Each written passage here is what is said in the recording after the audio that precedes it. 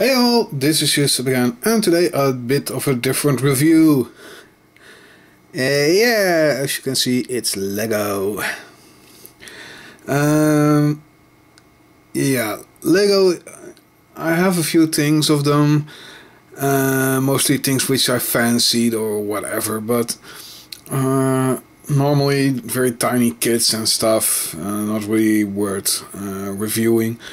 But this time I got one which I really like. This craft, the TIE Defender, to me is special. And when I found out that they were making a Lego version of it, I completely wanted it. Unfortunately, this kit is way too expensive. In stores here it normally goes to 45 to 50 euros or anywhere near 75 US dollars, so very expensive to get, and frankly put, I didn't find it worth that much. Lo and behold, today in stores I find him for 35. And of course I snagged them up immediately. To my surprise, he comes out a lot bigger than I thought he was. On package he looks fairly small, but once you have him in hand, this guy is pretty large. He comes with 2 minifigures and 6 launchable missiles, though they're the pressure type, and I'm not going to use that. He has no real big gimmicks, except for one, which I'll show in a moment. The booklet is considerably large, but a majority of the build sits in the wings, and pretty much when you get to that stage you pretty much build all 6 at the same time. That's pretty much the easiest way, because you build 3 one way and 3 which are exact mirror images, so no real big issue. The construction manual is per usual the normal, all step by step, nothing really hard about it. There are some issues I found with the engine block part, which I found a bit tough to get together. After this part, when you have to put other parts in, you really have to use a lot of force to get everything together. So for a small kit, this one is a bit tougher to build. Yeah, the booklet itself, not much special, a lot of advertisement in the end for more of the Star Wars stuff. In general, majority of this I don't really care much about. So, a nice little illustration, but it looks rather, how shall I call it, made by a small kid. Not the best illustration ever. Yeah, gimmicks and launching missile by pressure. This is all you'll see of it, because I'm not going to try that.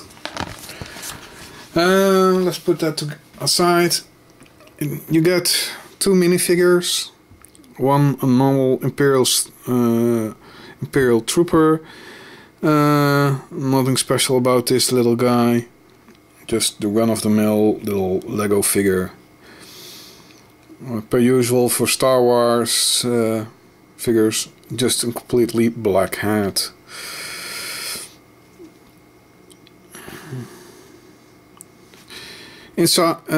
Actually, I don't really understand why this guy was included, because he has nothing to do with TIE Defender. It's like, yeah, they just added it in to raise the price or something. I'm not sure. But for those who really collect a lot of Star Wars, of course, this is perfect for the army building. And I've seen some of those armies, which are gigantic. Inside the cockpit is the other one.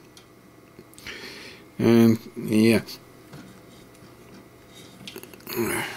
I'll show you him. A standard TIE pilot. And nice little Imperial symbols on the forehead. The detail paint on these is, like usual, very good. Let's put him back into his place.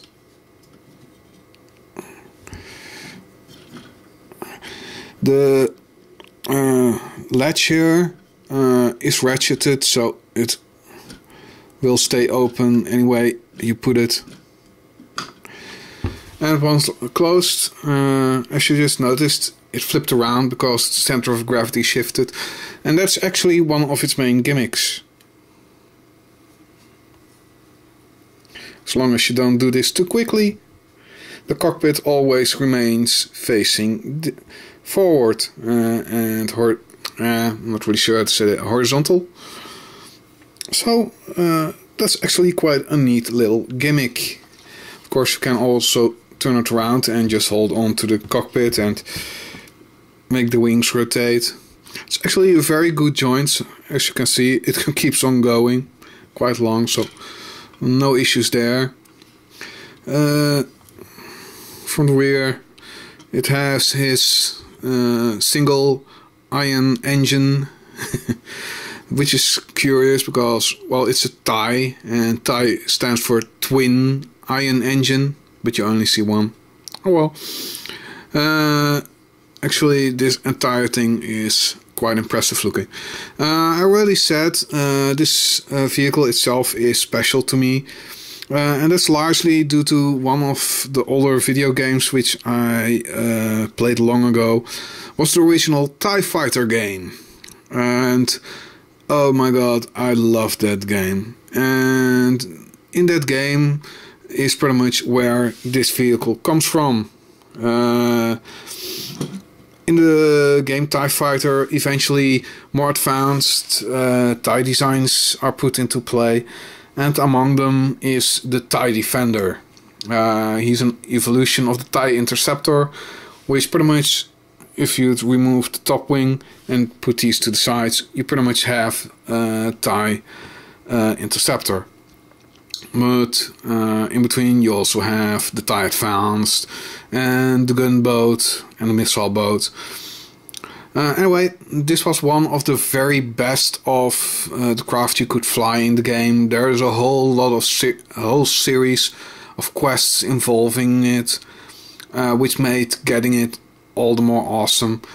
It has 6 rockets, while in the game it had, if I remember well, 4 laser turrets, 2 ion cannons, and 2 rocket launchers with a considerable payload of missiles or photon rockets, as well as having its own hyperspace capability and shields, because the TIE Defender was in fact an acknowledgement by the Empire that the X-Wings, Y-Wings and all the other wings with their own life support, own hyperspace capabilities and own shields made them far superior to the very mass-produced TIE Fighter craft.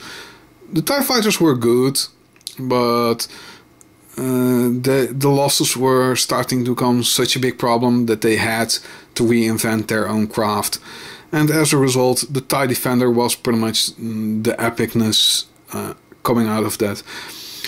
And as such, due to the fact that it originated in a game, never has been in the movies and all that stuff, I was quite amazed to actually see that they actually made this into a Lego kit.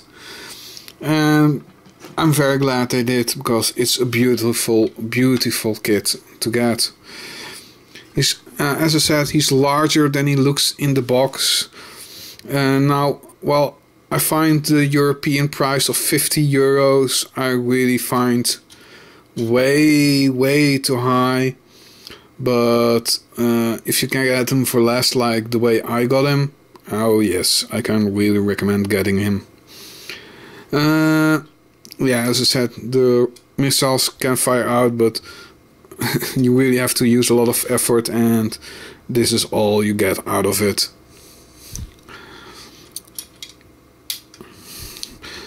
It was actually a very fun build, except for the fact that you pretty much have to all these 3 wings, and then these wing panels is pretty much repeat. But still, it's a decent build. As I said, the engine is a bit harder, so at least needing more force. But it's a highly recommendable kit otherwise. This was Eucep. Thank you all for watching. See you next time.